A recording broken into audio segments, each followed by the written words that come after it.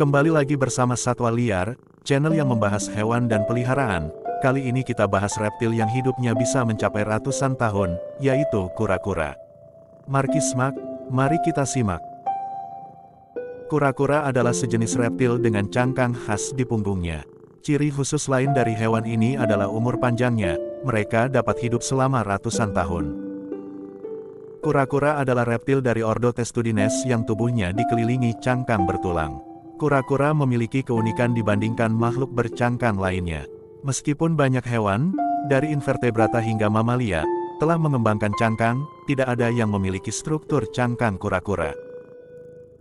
Selain itu, keistimewaan dari kura-kura dipercaya membawa keberuntungan dan merupakan hewan suci dalam budaya asing. Siapa yang tahu kura-kura termasuk dalam kelompok hewan apa?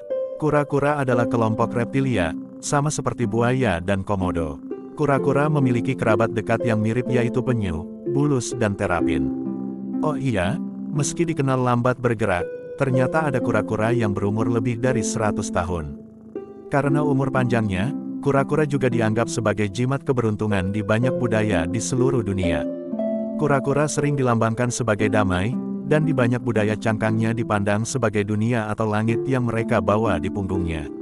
Ada juga kepercayaan yang menganggap kura-kura sebagai hewan suci.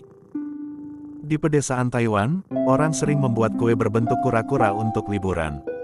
Dengan kue berbentuk kura-kura, orang Taiwan percaya bahwa mereka dapat mencapai kemakmuran, keharmonisan, dan keamanan.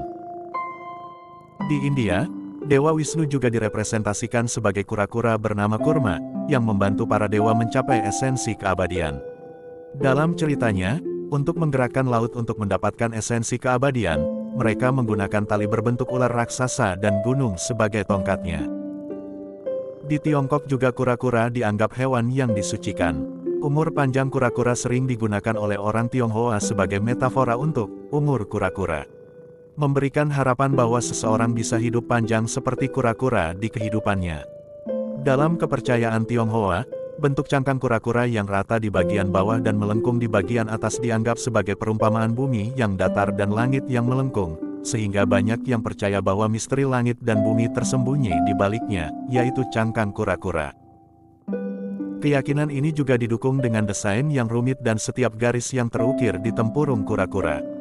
Kemudian, menurut mitos Tiongkok kuno, ada dewa bernama Pangu yang melindungi langit dan bumi dari berbagai penyakit dengan bantuan 4 hewan purba, yaitu naga, kilin, dan kura-kura. Mitos ini akhirnya memungkinkan untuk mengenali kura-kura sebagai hewan yang beruntung. Bahkan, sebagai bentuk kepercayaan Tionghoa terhadap kura-kura, tidak jarang patung kura-kura giok sengaja dibuat dan ditempatkan di rumah-rumah untuk perlindungan, keamanan, dan kesejahteraan rumah dan komunitas pemiliknya.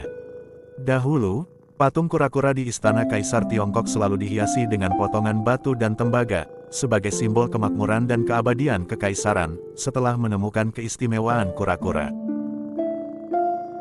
Itu kepercayaan di belahan dunia sana kawan, kalau Satwa Liar menganggap kura-kura yang mempunyai filosofi begini. Tempurung yang besar dan keras tak bisa dipungkiri menjadikan kura-kura memiliki gaya berjalan yang lambat. Meskipun begitu, kura-kura selalu memperhatikan langkahnya, mengamati sekitar apakah ada bahaya yang mengancam dirinya atau tidak. Meskipun lambat namun selalu memastikan dirinya selamat sampai tujuannya. Sebaiknya pola pikir seperti ini harus kita contoh dalam kehidupan. Terkadang banyak hal yang ingin kita capai dengan semudah dan secepat mungkin. Padahal proses menuju sukses memerlukan usaha, kerja keras dan kerja cerdas yang tidak instan. Kita juga harus memperhatikan setiap langkah yang kita ambil supaya proses menuju kesuksesan menjadi lebih nyata. Kalau menurut kalian gimana tentang reptil yang satu ini? Silahkan komen di bawah. Terima kasih sudah menyimak sampai selesai, jangan lupa di subscribe dan nantikan video selanjutnya. Sampai jumpa.